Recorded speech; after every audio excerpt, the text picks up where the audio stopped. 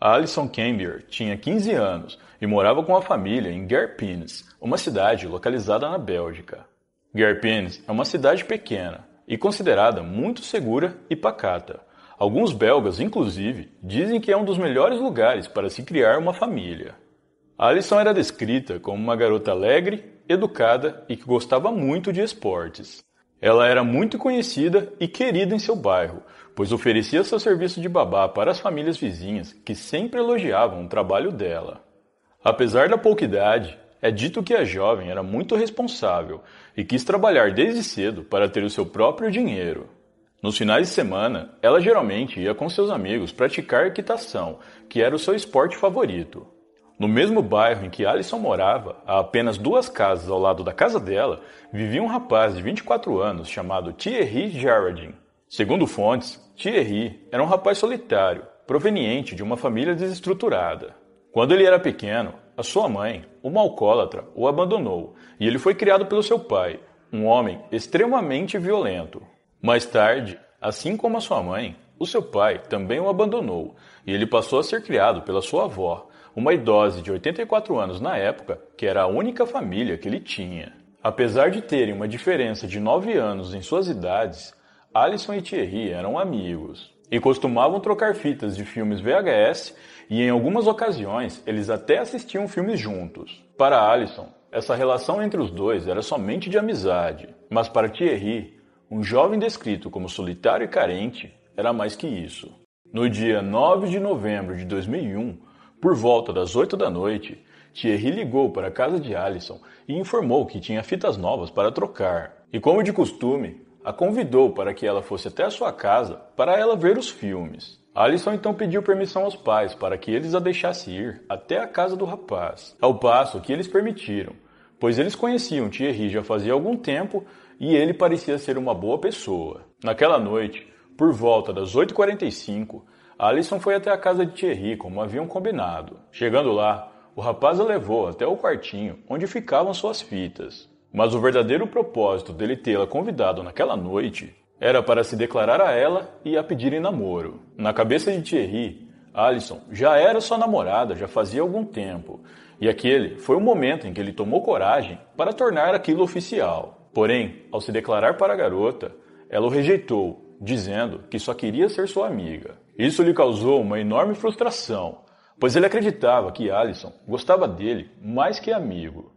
Thierry então caminhou até o seu quarto que ficava ao lado, colocou uma túnica preta, uma máscara branca e pegou 2 armas brancas de 40 centímetros que já estavam separadas. Toda essa fantasia que ele usava era baseada no filme Scream, mais conhecido como Pânico aqui no nosso país, e ele já havia planejado tudo isso dias antes. Ao sair do quarto, ele correu até Alison, tampou sua boca para que ela não pudesse gritar e desferiu cerca de 30 golpes contra ela. Alison faleceu na hora. Após tirar a vida da garota, Thierry pegou o corpo dela e o colocou em cima de sua cama, segurando uma rosa vermelha nas mãos.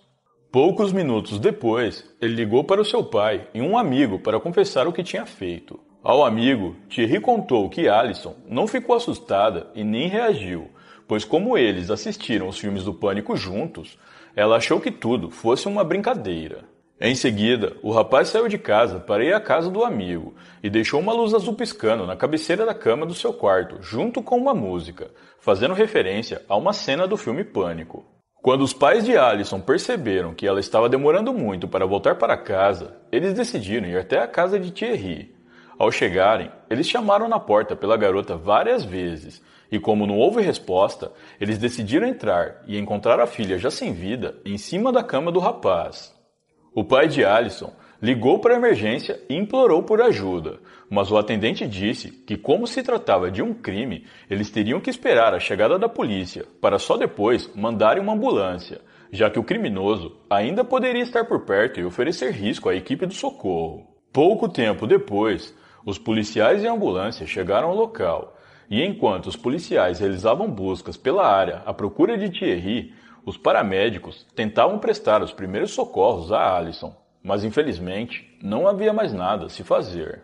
Thierry foi localizado e preso na casa do amigo algumas horas mais tarde. Em uma busca feita na casa dele, os policiais encontraram diversas fitas de filmes de terror, uma coleção que daria para ele abrir uma locadora caso ele quisesse. Além disso, foram encontrados também comprovantes de compras de 10 dias atrás da fantasia e das facas que ele usou para tirar a vida de Allison. Para a polícia, isso indicava que todo o crime havia sido premeditado, algo que foi comprovado após os policiais encontrarem o diário do rapaz. Nesse diário, ele escreveu que se Allison se recusasse a namorar com ele, ele colocaria a fantasia que comprou e daria um fim nela. Ainda no diário, Thierry escreveu que ele se fantasiar, colocando a máscara e tudo mais, impediria que Allison olhasse diretamente para o seu rosto, e assim ela não iria associar o que estava acontecendo com ela a ele.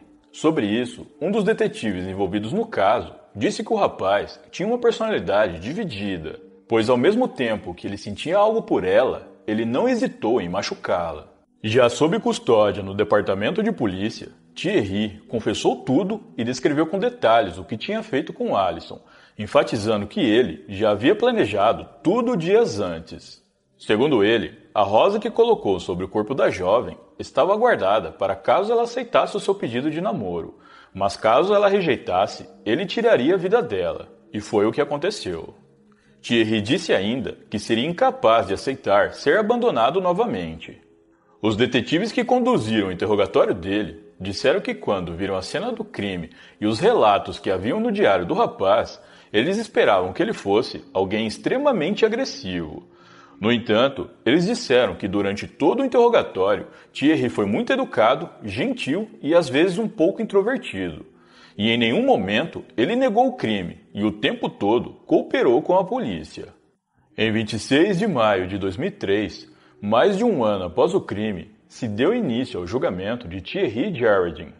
A promotoria argumentou que o réu era extremamente frio e calculista. Eles argumentaram também que Thierry tinha um lado perverso, cometendo o crime se inspirando em uma fantasia de filme e que haviam grandes chances dele fazer de novo, caso ficasse livre.